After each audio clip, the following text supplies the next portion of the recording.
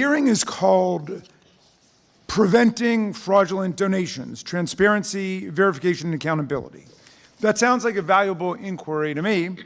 The problem is that, as we all know, that's not what the hearing's really about. If it were, our colleagues would have first demanded testimony from the CEO of WinRed, the fundraising platform that has generated hundreds and hundreds of serious fraud complaints from individual Americans, mostly Republicans, including a lot of elderly Americans and Americans with disabilities who say they've been robbed blind, hoodwinked by WinRed, in many cases fleeced out of their life savings.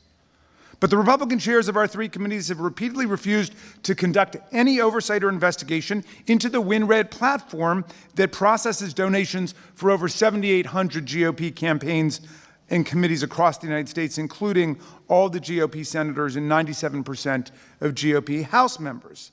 Well, that's just not a serious approach to the problem. This hearing is really part of a political vengeance and vendetta campaign that yesterday came to the House Judiciary Committee in the form of a 4-hour hearing interrogating the president of the Southern Poverty Law Center. After the 2020 election, banks and credit card issuers estimated that WinRed fraud cases constituted as much as 3% of their total national fraud workload across all transactions. That is a shockingly large share, given that there are 150 million credit card transactions that American consumers and businesses engage in every single day in the country. Between January 2022 and June 2024, the FTC received more than 800 complaints about WinRed, nearly 7 times the number it got about ActBlue. In the final months of 2020 alone, the Trump campaign, RNC, and their shared accounts had to issue more than 530,000 refunds worth more than $64 million. That's more than 11 times the amount that the Biden campaign and the Democratic committees had to refund.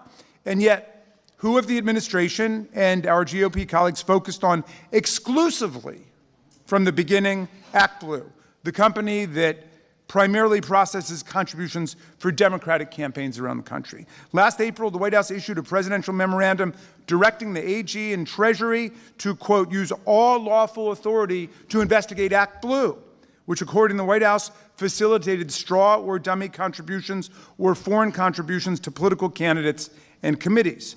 But as Americans can see each day, every accusation by this administration is an admission, every allegation a confession, every charge a self-indictment. The arraignment of ActBlue is an admission about WinRed's continuing serious fraud against their donors. An Associated Press review of President Trump's political committees found more than 1,600 contributions from unverified donors who lived abroad, had close ties to foreign interests, or failed to disclose basic identifying information. Many of those contributions came through WinRed. AP reported that one Chinese businessman gave $5,000 to Trump through WinRed while listing a La Quinta Inn as his home address. Other contributions came from unnamed donors listing 999 Anonymous Drive as their address. Another series of WinRed contributions listed the donor's address as a vacant building in Washington that turned out to be a defunct funeral home. Where is all of the righteous outrage about these abuses? Where is the mobilization of taxpayer resources to investigate WinRed? Where is Attorney General Ken Paxton, who was impeached by the Texas House of Representatives for bribery, securities fraud, abuse of office, and obstruction of justice? Attorney General Paxton sued ActBlue in April, but his office has ignored complaint after complaint from Texas constituents about the allegations of fraud and abuse related to WinRed. Who were the victims of WinRed that Ken Paxton deliberately ignores? Well, one Texas woman tried to make small one-time contributions to Republican candidates that she supported. WinRed emptied more than $15,000 out of her bank account, including charging her account 29 times in one day. She wrote to Attorney General Paxton that she, quote, didn't realize they were sucking my life savings out of my bank account. He never even wrote her back. And if that's how partisan Republicans treat Republicans, you can imagine how they're going to treat everybody else in the country. You don't want me to discuss these other complainants? The gentleman's time has expired. Okay. The ranking member of the Oversight and Government Reform Committee, Mr. Garcia, is recognized for 5 minutes for an opening statement. Thank you, Mr. Chairman. Appreciate being here. And I want to just begin by echoing, of course, Ranking Member Morelli and Ranking Member Raskin. Look, the biggest fraud in this country that we should be talking about is happening at the White House. We're not talking about the $1.8 billion slush fund.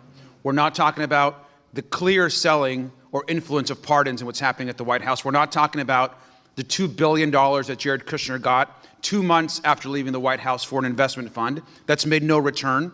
We're not talking about the possible Trump family pay-to-play schemes and scandals that are happening across the world as President Trump tries to do diplomacy and the Trump family follows up with real estate deals.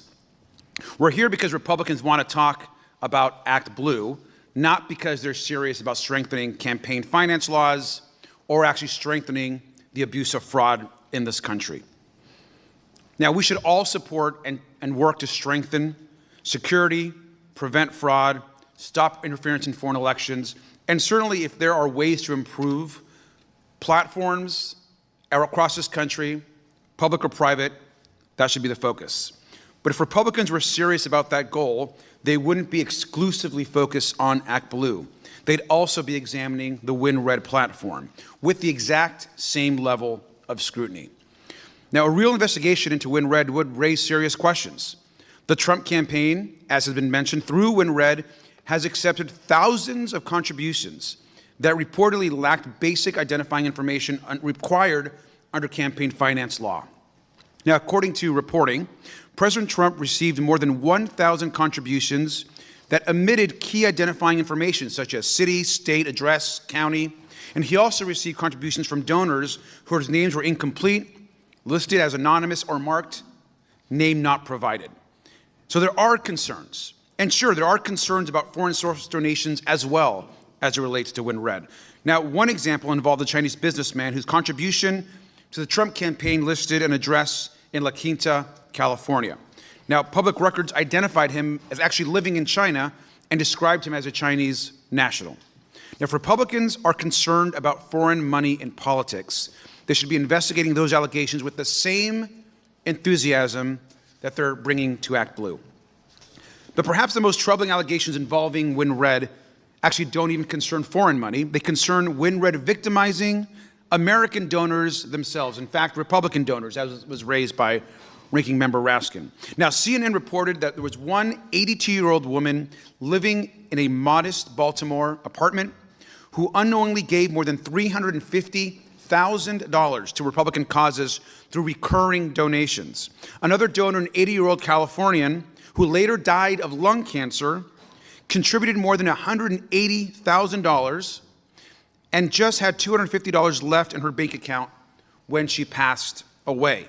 Now, these stories raise real concerns about WinRed's use of pre-checked recurring donation boxes and confusing solicitations that many consumers, seniors, and others have had a hard time understanding. Now, according to CNN, WinRed has been the subject of hundreds of complaints to the Federal Trade Commission, far more, by the way, than comparable complaints involving any Democratic fundraising platforms. Yet it's interesting that we're only focused on ActBlue.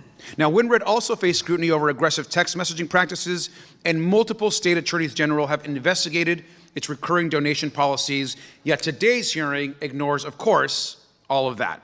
Because this is not a serious effort to improve campaign finance compliance. It is a partisan exercise designed to protect Donald Trump, to protect WinRed, and attack Democrats and political opponents.